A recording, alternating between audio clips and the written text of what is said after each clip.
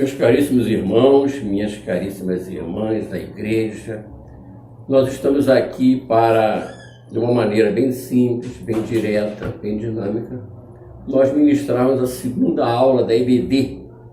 A primeira aula foi dada no domingo passado pela pastora Solange, na qual, na lição 14, que é o Ministério, uma Guerra Espiritual, a pastora Solange falou das atitudes que um cristão tem que ter para vencer essa guerra espiritual. E ela muito bem enumerou ali as atitudes e explicou tudo a contento de todos.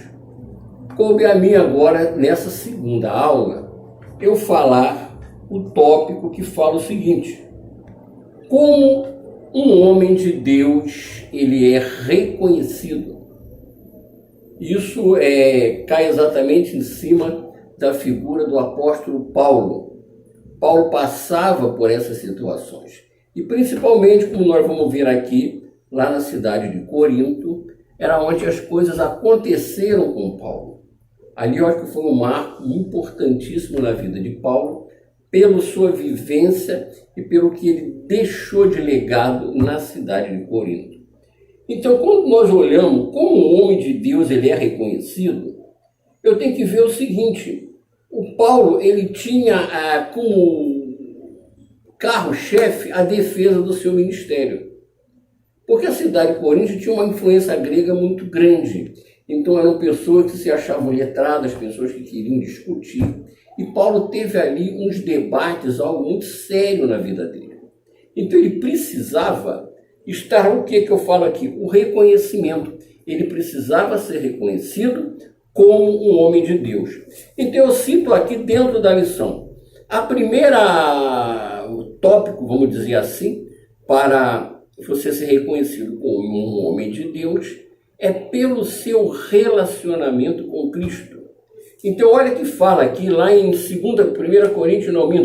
Coríntios, capítulo 10, verso 7. Olhai para as coisas segundo a aparência. Se alguém confia de si mesmo que é de Cristo, pense noutra vez consigo. Assim como ele é de Cristo, também nós somos. Então, o que Paulo queria falar com isso? Paulo queria falar o seguinte: eu sou um homem de Deus porque eu tenho relacionamento com Cristo. Eu fui alcançado por Cristo, fui derrubado por Cristo. Cristo começou a mexer na minha vida, na ida para Damasco. Eu fui comissionado. Quando eu saí dali, eu já estava com um ministério muito grande nos meus ombros. Eu tinha que ter cada vez mais o quê? A intimidade com Cristo. Então, o que me faz eu ter esse meu relacionamento com Cristo? Em primeiro lugar, o meu conhecimento. Eu tinha que conhecer a vida de Cristo. Eu tinha que estudar a vida de Cristo. Isso era a minha primeira coisa que eu tinha que ter ali. Conhecimento da vida de Cristo. Segundo que eu tinha que ter, intimidade com Cristo. Como que eu pego essa intimidade? É com a comunicação. Como é a nossa intimidade com Deus hoje em dia? É a comunicação. É eu escutando o que Deus fala através da sua palavra. É eu falando com Deus. De filho para pai, quando eu estou orando, quando eu estou agradecendo, quando eu estou pedindo. Então Paulo precisava mostrar isso aonde? Dentro daqueles homens, daquelas mulheres da cidade de Corinto. O que ele precisava ali? Mostrar que ele tinha um relacionamento firme, constante e grande com Cristo. Ele não estava ali de brincadeira. E a chegada de Paulo ali, muita coisa mudou. Ele mudou estilos de vida, ele mudou pensamentos. Em pouco tempo, a cidade já teve uma reviravolta. Já começava a ver com os outros olhos. Então, Paulo, o que acontecia com ele? Ele incomodava aqueles que não queriam.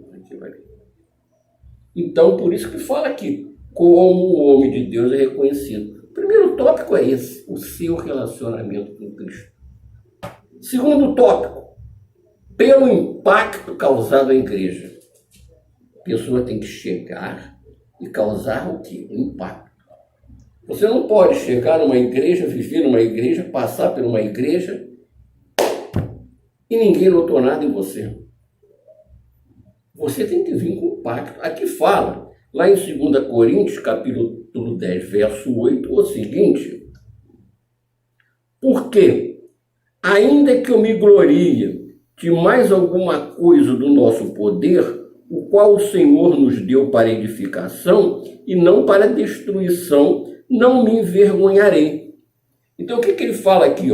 Diante dos cristãos de Corinto, Paulo até poderia reivindicar mais a sua autoridade, tendo em vista o impacto da sua presença e o que o seu ensino causou naquela igreja nascente. O objetivo da tua autoridade foi edificar os santos na fé santíssima. Já a autoridade dos falsos mestres era utilizada para destruir essa fé. Então, o impacto que ele causava na igreja, ele mostrar que Cristo era único, era soberano. É o impacto da fé santíssima. Puxar as pessoas para a fé. Embutir nas pessoas o que? Fé. Gente, o Deus é um só. Uno santo. Não existe outro. É esse que é o Senhor da nossa vida. Então, o que mostra um homem de Deus? É aquele que tem relacionamento com Deus e aquele que impacta quando ele fala de Deus. Ele pode falar com Deus com autoridade, ele pode falar de Deus com mansidão, mas ele tem o quê? Impacto com Deus. Então é feito o quê? Uma situação de vigência constante. Ele impacta as pessoas, ele chama a atenção. Então o impacto da igreja quando chega com suas próprias deficiências, dificuldades, amarrações, mas ele traz coisas novas. É uma nova perspectiva. É uma nova pessoa que chegou ali, com novas ideias, trazendo algo de novo. Algo que seja o quê? Impactante. Para que as pessoas se interessem. Não pode ficar com aquela mesma vidinha.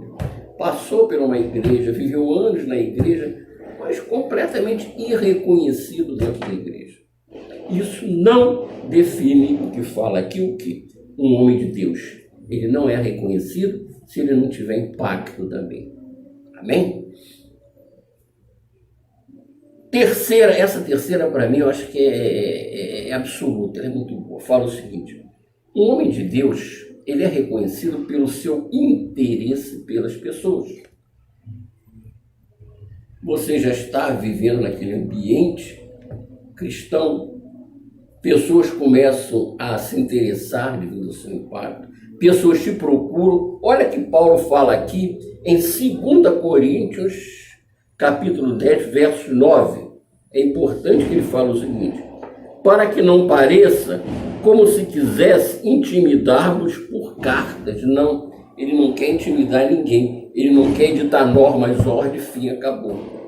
A mesma coisa quando você deu um impacto a pessoas e pessoas te procuram pedindo ajuda. Olha como é que é importante. Pessoas batem no gabinete do pastor. Pastor, eu preciso de um conselho. Eu preciso de uma ajuda. Eu preciso falar consigo. Fala, meu filho. E a pessoa fala, a pessoa bota para fora, a pessoa se abre. E o pastor e o líder aconselham. Existem normas de aconselhamento. Ele fez o trabalho dele. Dali a pessoa saiu. Ele mostrou, como eu falo aqui, o verdadeiro homem de Deus, por enquanto ainda não. Vai mostrar para aquela pessoa o interesse dele pelaquela pessoa. Se alguém me trouxe um problema seu, eu passei uma leve solução, a pessoa saiu. O que aconteceu? Ela veio a mim. Eu passei uma leve solução. A pessoa foi embora. Agora eu tenho que ir procurar essa pessoa, saber como é que você está, meu irmão, como é que você está, minha irmã. Você me procurou pedindo ajuda. Eu lhe dei ajuda, mas eu quero continuar essa ajuda sabendo como está a tua vida. Como está aquele problema? Continua sendo problema? Em que posso ajudar? De que maneira? Eu tenho que ter o quê? Empatia. Então aqui fala, pelo seu interesse nas pessoas. O verdadeiro cristão, o verdadeiro homem de Deus, ele tem interesse na pessoa. Nós estamos vendo muito isso na pandemia. Tem muita gente recolhida, tem que estar recolhida, mas tem gente que coloca até a sua vida em risco e vai para as ruas ajudar. Verdadeiros homens e mulheres de Deus. Interesse pelas pessoas. Você, de repente, está dentro da tua casa, está escondido, definido dentro da tua casa. Mas tem pessoas que estão passando fome, porque parou tudo, o país parou. Alguém precisa ir lá e dar comida para aquela pessoa. Alguém precisa fazer algo. Aí está novamente interesse por pessoas, verdadeiros cristãos. Amém? E por último, ele fala aqui pela coerência de seus métodos. 2 Coríntios, capítulo 10, do verso 10 e 11, essa parte é um pouquinho difícil. Era bom dar na aula assim, a gente dentro da igreja poder esmiuçar mais isso, mas aqui nós estamos falando mais rápido. Fala o seguinte: porque as suas cartas dizem, são graves e fortes, mas a presença do corpo é fraca e a palavra desprezível. Pense o tal nisso, quais somos na palavra por carta, estando ausência, tais seremos também por obra, estando presentes. O que ele fala aqui? Pela coerência de seus métodos. Paulo, os coríntios, aquelas pessoas que estavam debatendo contra Paulo, querendo tirar o evangelho dali, sempre tem alguém que não gosta, alguém que vem contra. O que fazer? Paulo, você escreve muito bem, a tua carta é forte, quando se lê a público, se lê para alguém, ela causa impacto, mas a tua figura, a tua presença não causa impacto nenhum. Paulo devia ter uma estrutura pequena, ele era uma pessoa doente, sempre sofrendo muito, passando por privações, então sua aparência não demonstrava nenhum forte guerreiro, mostrava até uma pessoa jamais contrita em si. Porém, ele fala, o importante é que a minha figura transmita nas minhas palavras o que falam as minhas cartas. Eu tenho que ser verdadeiro, eu tenho que ser honesto, primeiramente com meu Deus e, em segundo lugar, com todos aqueles que me veem. Não se impressionem pela minha aparência. Não se impressionem. Se impressionem pelo Cristo que eu represento, por aquilo que eu represento, aquilo que eu faço, aquilo que eu tento ser. Aqui fala até o seguinte, aqueles que criticavam Paulo, ele respondia, o que somos na palavra por carta estão ausentes, tal seremos em atos estando presentes. O que eu falo por carta, eu estou aqui presente agora para falar. Só que tem que a força que tem minhas cartas, na minha aparência não demonstra, mas a força das minhas palavras demonstra. Não me olhem para a minha aparência, não me olhem para o meu status físico. Simplesmente procurem tirar de mim aquilo que eu tenho para lhes oferecer, aquilo que eu possa lhe dar, para que a bênção do Senhor Jesus venha sobre todos vocês. Então, a palavra de hoje, a palavra desse domingo, ela chegou para ser marcante, chegou para mostrar o seguinte, como se define um homem de Deus? Como se define? Como se define um homem de Deus? Aquele que grita, que bate na mesa, que fala, como a gente vê muitos líderes por aí? Não. Muitas vezes é forte, porém ele tem que chegar e ser coerente, ter a mansidão de tudo aquilo que ele fala. Amém? Um bom domingo, continuamos em Cristo Jesus. Calma que vai passar. Amém? A glória do Senhor a todos vocês. Obrigado.